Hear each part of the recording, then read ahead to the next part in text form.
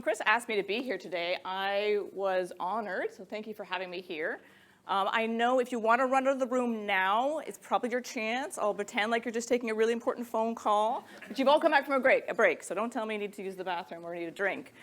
What I'm going to invite you to join me in doing in the next hour, if you don't mind, it might be a little bit outside your comfort zone. It might be a little bit outside of your box, of what you're normally exposed to, or what you would normally do to regulate your nervous system or regulate your emotions. And so I ask you to bring an open mind for the next 59 minutes or so to join me in the process of EFT, or emotional freedom technique.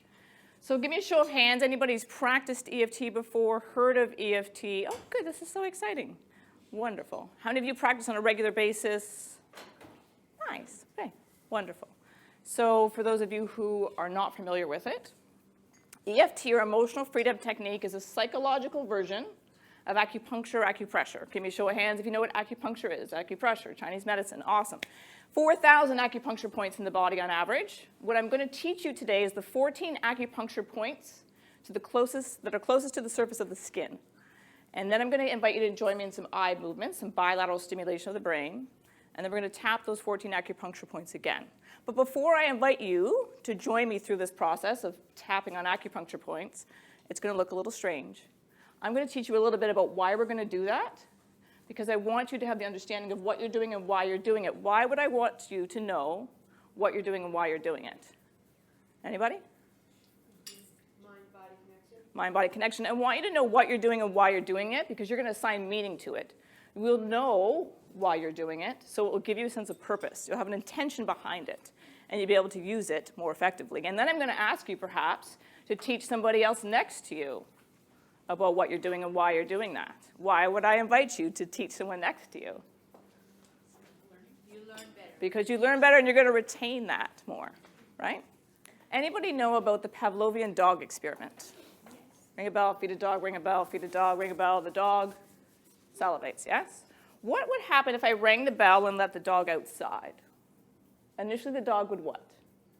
Be confused? But what would happen if I rang the bell and let the dog outside and rang the bell and let the dog outside 100 times? I'm going to recondition. So I'm going to rewire the emotional response to a particular thought or particular event. Yes? What happens when you hear that song that reminds you of your ex? Anybody? Do you have a conditioned response to that? Of course you do. What happens when you see that flower that reminds you of your mom? Do you have a conditioned response to that? What happens when you think of that one client who couldn't close the deal? Do you have a conditioned response and belief associated with that? Maybe? How many conditioned responses do you think you have at this stage of your life? Couple? Two. Anybody got more than two? We probably got closer to 2 million. Lots of conditioned responses. So what we're going to do, if I got you to think about that memory, past, present, future, I don't care what it is, and you have a conditioned response to that, and that is not serving you in your personal life or your career, pick or choose, either is fine. What I'm going to have you do is focus on that, tap the acupressure points. And the only thing that really happens when we're tapping these acupressure points is a couple of things. It reduces cortisol in the body. Everybody knows what that is, yes? It reduces activity in the hippocampus and the amygdala. Are you with me? So when we reduce activity in the hippocampus, which is the emotional regulation piece of the brain, the amygdala, the alarm center in the brain, you're going to feel what? Calm. That's it. So the only thing I want you to think about is that we're going to tap to feel calm. But if I think of that song that reminds me of my ex, if I think of that client that I couldn't close and I felt like a failure, for example, if I think of that and tap to feel calm, think of that, tap to feel calm, think of that, tap to feel calm, the next time I think of that, I feel calm instead of whatever, like a failure or fill in the blank. Are you with me? Yeah. Good. Through practice and repetition, once you've unhooked the initial conditioned response, I then need to rehook a different response.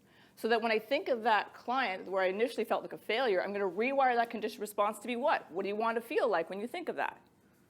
Calm or confident. Let's stretch it. Let's stretch it all the way to I feel confident because I learned something from that. I'm a better coach now because of that, right? So we're going to go from this end of the spectrum to this end of the spectrum, but we're not going to leap. We're going to take some steps. Does that make sense? Awesome. Any questions so far? The basic setup statement, typically I would have you tune in to some sort of negative feeling. I'm going to think of that negative thought. I'm going to tune into that negative feeling on a scale of 1 to 10. How intense is that for me when I think of that? I don't want to go back to that, Carol. Why would I want to focus on that? Because if I don't focus on it, I can't rewire the associative response to it. Yes? I need to ring the bell first before I can rewire the going out the door. Does that make sense? So I want you to ring the bell. Remember whatever situation, circumstance, negative belief that you've developed. And then we're going to tap the 14 points. I'm going to tap. You're going to tap along with me. If we all do it together, nobody looks weird. The only person that will look weird is the one who's not tapping. So if we can all join me. We'll do the setup statement. We'll tap 14 acupressure points. There's some bilateral eye stimulation in the middle. So I did my training with Gary Craig, the original founder of Emotional Freedom Technique, like 18 years ago, and I've been practicing for 15 years. And since then, there's lots of different versions of EFT out there. You can put Emotional Freedom Technique into YouTube, and you're going to get 2 million results. So a lot of people, practitioners, have taken out the eye movements. I personally have a bit of an issue with that because I don't want to change the recipe as it was originally designed by the founder because there's a purpose to it. And I'm also trained in another trauma processing technique called EMDR, eye movement desensitization and reprocessing. And as a psychotherapist with 20 years in the field, the eye movements have value, right? Do I recommend that you go and process your own traumatic memories on your own? Probably not. It should probably be done with somebody. But you can do, basic stress reduction. I want you to be able to use this for basic stress reduction by the time you get out of here today. And then if you want to do deeper layers of work, please know that there's infinite layers to this. Yeah? Cool. The first acupuncture point, if you bring the palms of your hands to face your chest. Nice. The first acupuncture point is actually the carotid chop point, which is here on the side of the hand. And the other acupuncture point is here on this side of the hand. So you could tap here, or you could tap here, or you can just tap both together. Yeah. And we'll do a round of tapping just to go through the points before we pick something specific to work on. Nice. And here's where we would say the setup statement. And the setup statement sounds like, even though I have this stress, I wonder if I could choose to see the situation differently. Or even though I have this stress, I give my body and mind permission to relax. Even though I have this stress, I wonder if I could choose to tell the story a different way. The next acupuncture point is the inner part of the eyebrow, right at the beginning part of the eyebrow. And if you have glasses, sorry, yeah, you might have to take them off. Nice. The next acupuncture point, outside of the eye. Nice. Next acupuncture point, under the eye. Beautiful. Right on the bone.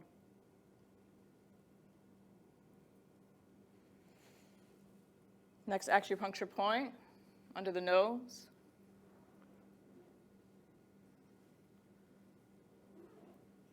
Chin.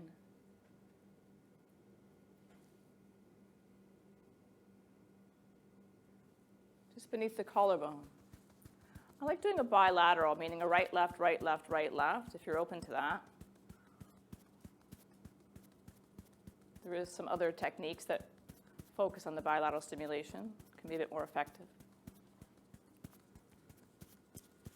Nice. Under the arm, right along the rib cage. Right, left, right, left. If you have kids at home, you can do the monkey move. The parents in the room.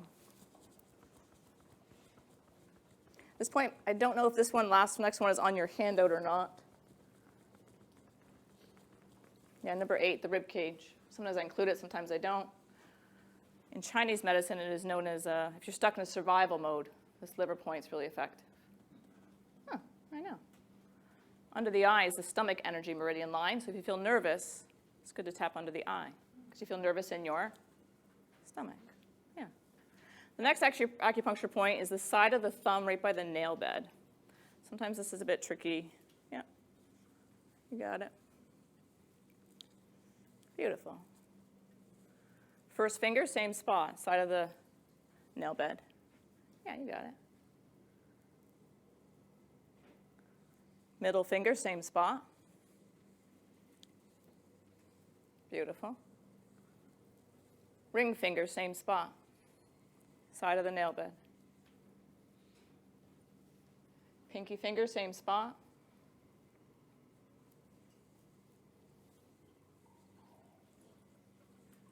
Back to the karate chop point. Nice. You can do both hands, you can do one. And then I'm going to invite you to come back to the back of the hand, between the ring and the pinky finger knuckle. You can press and hold here.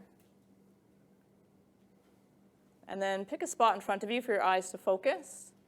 Close your eyes for a moment. Open. Without moving your head, look down hard to the right. Without moving your head, look down hard to the left. And then roll your eyes in a big circle like you're looking at all the numbers on a clock.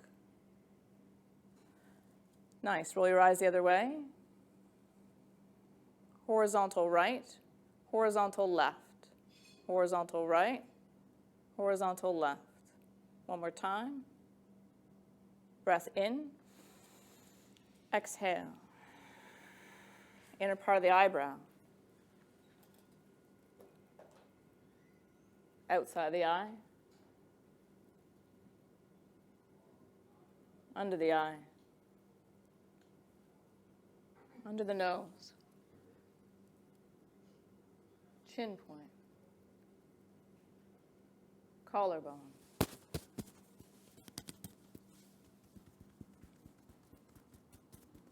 Under the arm.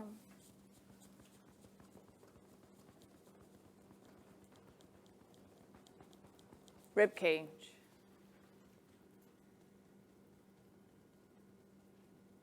Side of the thumb, other hand if you can, than you did last time. First, it's good for your brain. Middle, ring, pinky, karate chop. The last point is the meeting of 10,000 points in Chinese medicine, or the crown chakra in yoga, top of the head. Smooth breath in, long breath out, and release.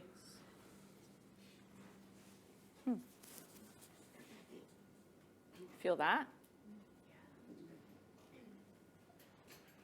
What do you notice? Releasing. Feels like releasing? Yeah? Nice. Feel lighter? Stop thinking. I stop thinking. I just feel like I'm here. And can you feel how the room feels like everybody is here? Yeah. Isn't that nice? Yeah. Imagine doing this for 6 hours a day. I know. It's a whole other level. That's just one round. And for those of you who are learning, your brain's pretty active, right? Because you're trying to follow along. And yeah, it's all good. There's a handout. I've got my own YouTube video on it. You can go home and follow me, and it's all good. Yeah, we're going to do another round, though. So if a client comes to me and they say, when I think of that, I am so frustrated and upset, I'm like a 10 on a scale of 1 to 10. I can't necessarily go from, even though I'm so upset about this, I'm going to love them anyway. Do you know why? Because the gap is this big, right? When you get a client who's not ready to buy into that, the gap is this big. And you know that. What do you got to do? You got to take some steps, right? So even though I'm really upset about that, I wonder if I could choose to see the situation differently, or maybe I could open up to tell the story a different way. And once I get or allow or support that client in getting from a 10 on a scale of 1 to 10 down to more like a 5 on a scale of 1 to 10 in terms of how upset they are, then and only then can I let them out the door instead of making sure they go for food. Does that make sense? Then and only then can I rewire a whole new conditioned response. So for those of you who want to take this to the next step, you can look up something called Hebb's Law. Neurons that fire together wire together. Neurons that no longer fire together no longer wire together. Because I know some of you out there are kind of into behavior change. Yes? Okay, cool. I'm in the right spot. Right room. So we know that we have to unhook the old behavior first and rehook the new behavior. Rehook the new emotional response. Why is that? If you don't give your brain another option it will return to the default. And every time you tell that same story of that same memory or that same event or that same situation and how that happened to you or whatever occurred, you strengthen that neural pathway. And sometimes for people who do that, there's an upside to that. Like when you're 6 and you have a really good experience like public speaking in your classroom, and then when you're in high school, you have another really good experience of that. And then when you're in university, you become like, the TA or whatever, and then when you're 40, you're doing conferences. But you've wired a positive experience, and you replay it, and you play it, and replay it, and replay it. What happens for the individual who gets bullied in school? And then they don't develop that skill set. And then where are they when they're 40? Right? They're in my office, and we're rewiring that. Now, most human beings that I've met in my 10,000 hours of practice have both.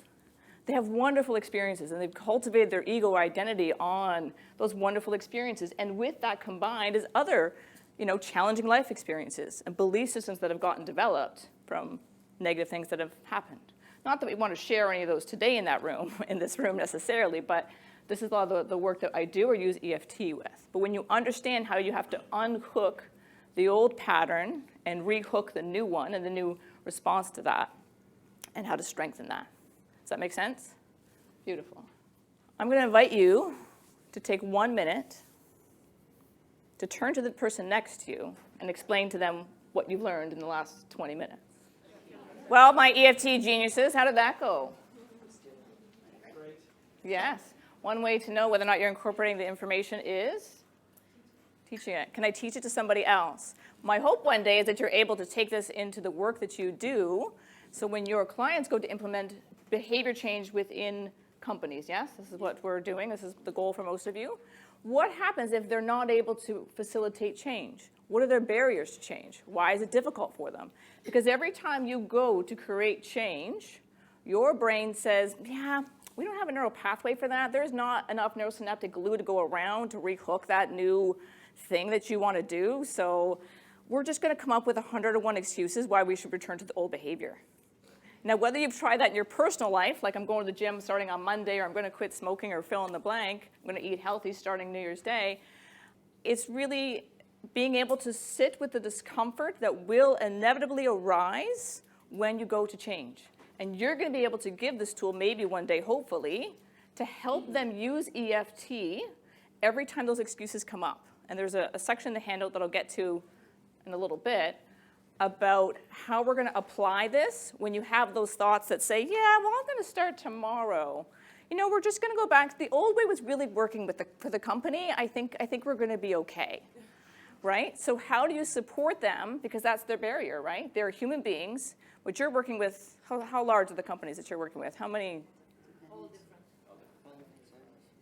Sometimes 100, sometimes 100,000? Yeah. So imagine how hard it is for one individual to change. And then you've got to create organizational change. We could just go in and do EFT with the whole organization. But in the meantime, we'll learn how to do another round of EFT, shall we? Join me if you're ready. Even though I have this stress. I wonder if I could choose to see the situation differently. Even though I have this stress, maybe I could choose to tell the story a different way. Even though I have this stress, I wonder if there's another way that I haven't thought of. The stress. Outside of the eye, the stress. Under the eye, the stress. Under the nose, the stress. Chin point, the stress. Collarbone, the stress.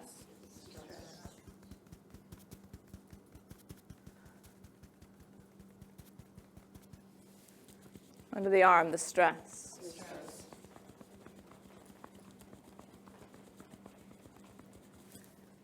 Rib cage, the stress.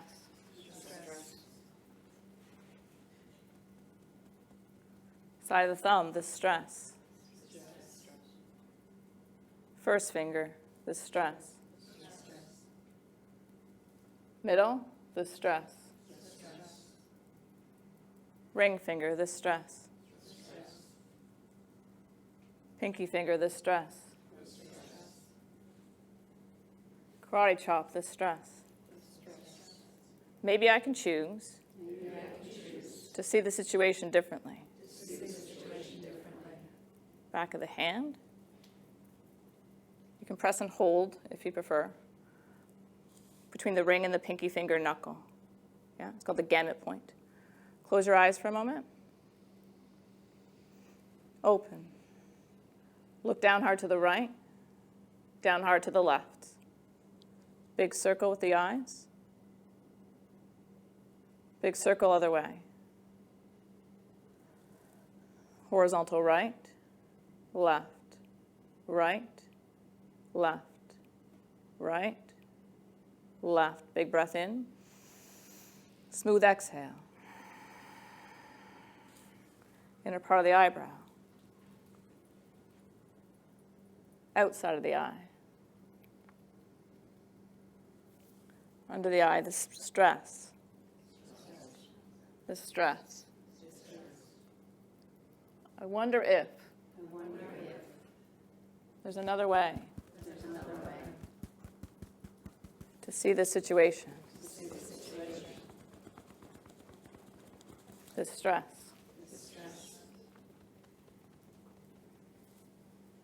The stress. Side of the thumb. First, the stress. Middle, the stress. Ring, the stress. Pinky, the stress. Karate chop, the stress.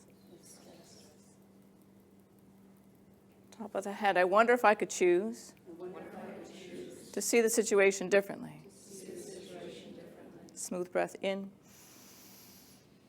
Long exhale.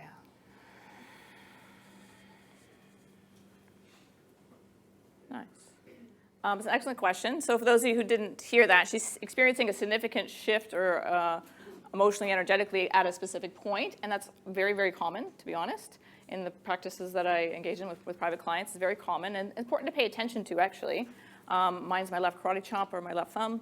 For some people, it's under the eye. Whatever it is for you is excellent. What's most important just to pay attention to, that's normal.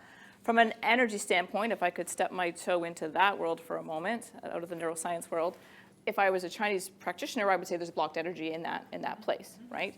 And so what's that linked to? I have another handout, a separate handout, that lists all 14 acupuncture points and what they're related to. I normally teach EFT over an entire weekend, and I train other professionals in EFT. And so Chris said, can you do an hour? And I was like, whew, all right.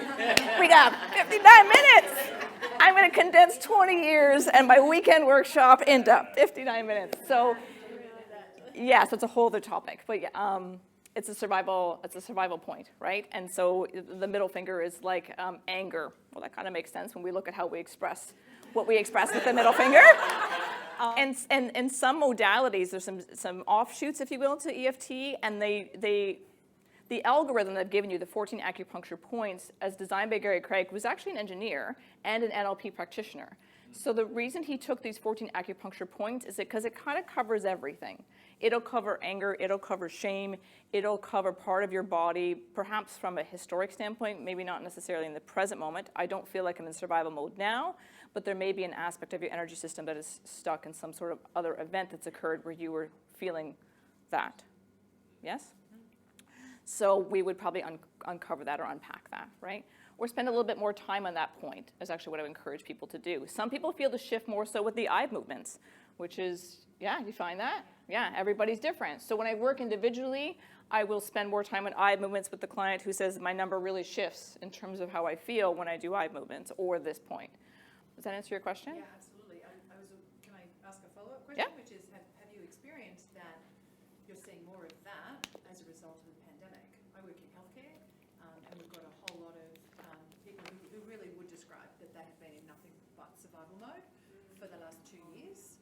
And I'm wondering if that is something that you're seeing more globally. That's a fascinating correlation that I haven't obviously noticed until you've brought it to my attention. But I work with wide range, right? Everything from relationships to eating disorders, anxiety, depression. I mean, I've certainly seen an increase in clients, pandemic related, people that are feeling, contracted COVID-19 and now feeling like intense loneliness because they're being isolated from nobody wants to spend time with them, so to speak. And people that have lost loved ones, so a lot of grief and loss and things of this nature. And we can use EFT. The other thing to remember about emotional freedom technique is that it'll rewire your emotional response to a memory. So when I go back and think of that event or that circumstance, I feel differently about it now, right? I can't take away that memory. And we don't actually want to do that because it's part of who you are. And I can't necessarily take away natural responses to things. Like grief is a natural human response. We can take the edge off it so it's not debilitating, but we can't eliminate it completely, right? So we're using the EFT to sort of rewire a little bit.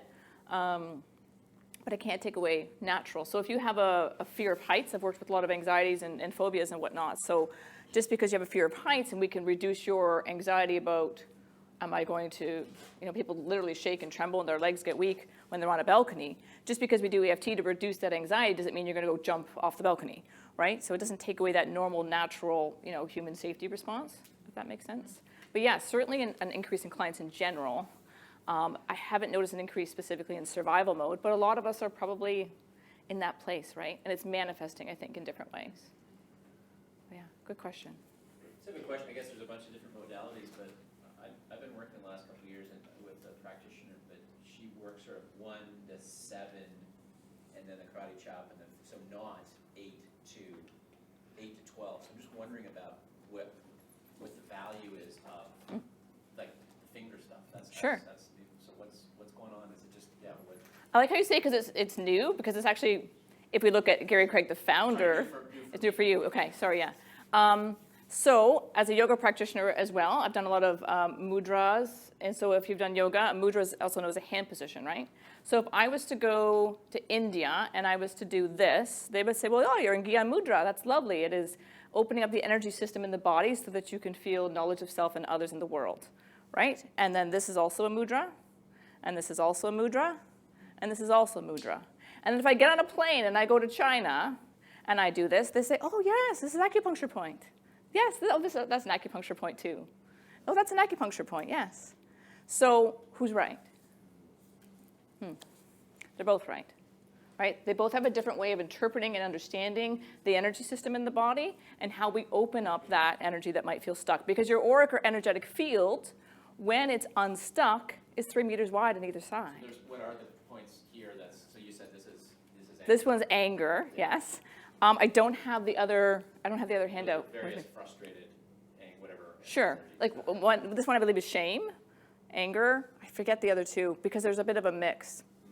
I don't have it off the top of my head. That would be the PowerPoint weekend workshop extended version. I can email it to you. I can email it to Chris, who can get that out to you, because that's obviously some of the questions. So what I teach is the original version as it was taught to me.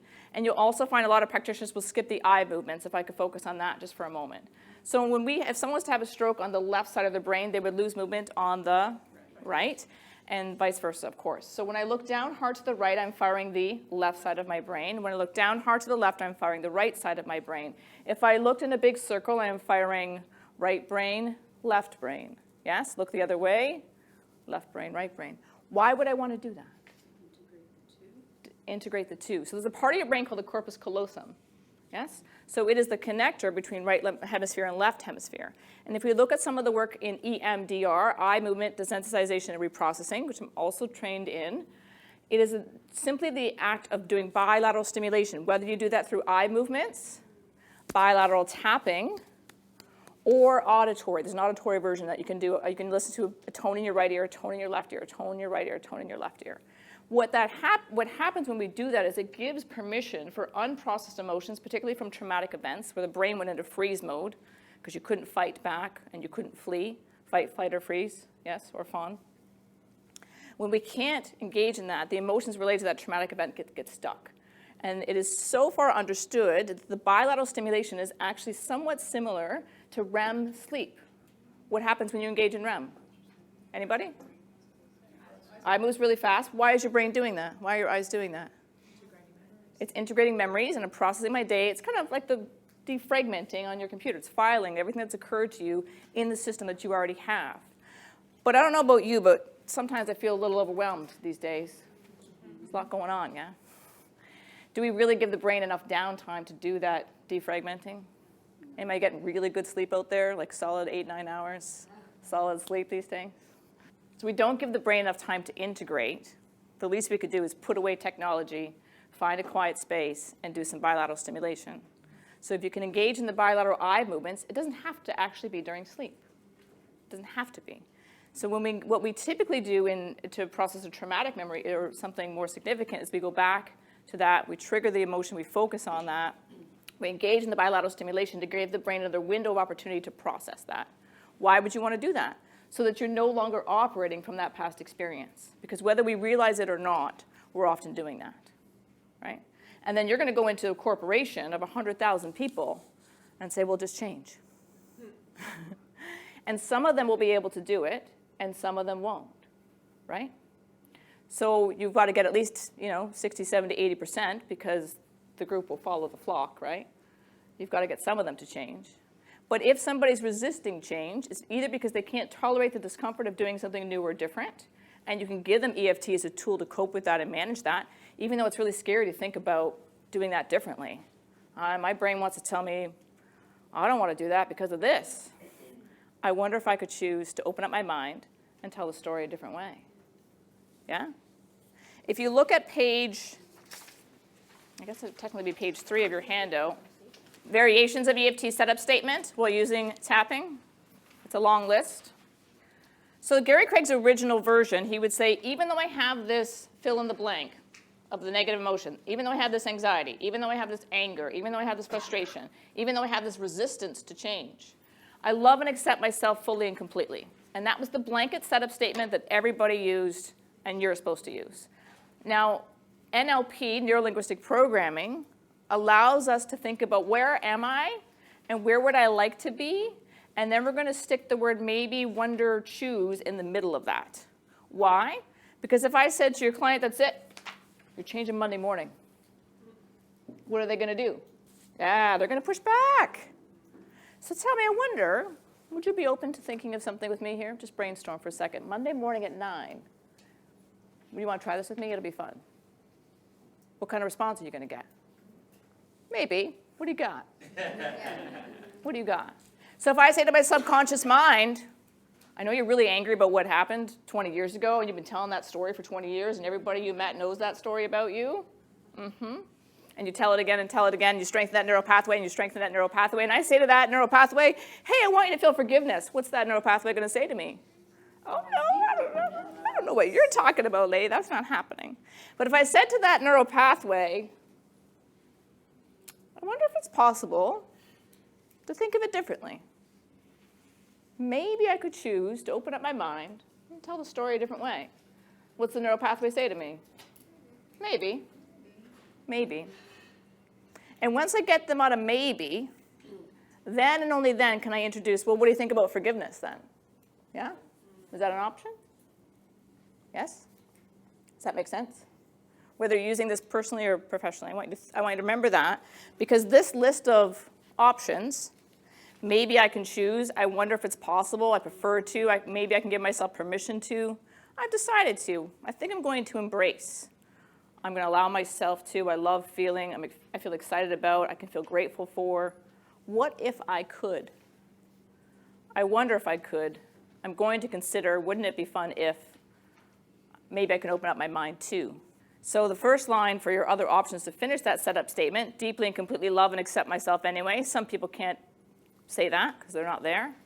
See the situation differently, tell the story a different way, see the other person's point of view, open my heart to feel compassion or self-compassion instead, forgive myself anyway, know I did the best I could, feel calm and confident, be at peace, powerful, worthy, secure, safe and secure instead, feeling calm and confident instead. For Carol Cowan, everybody.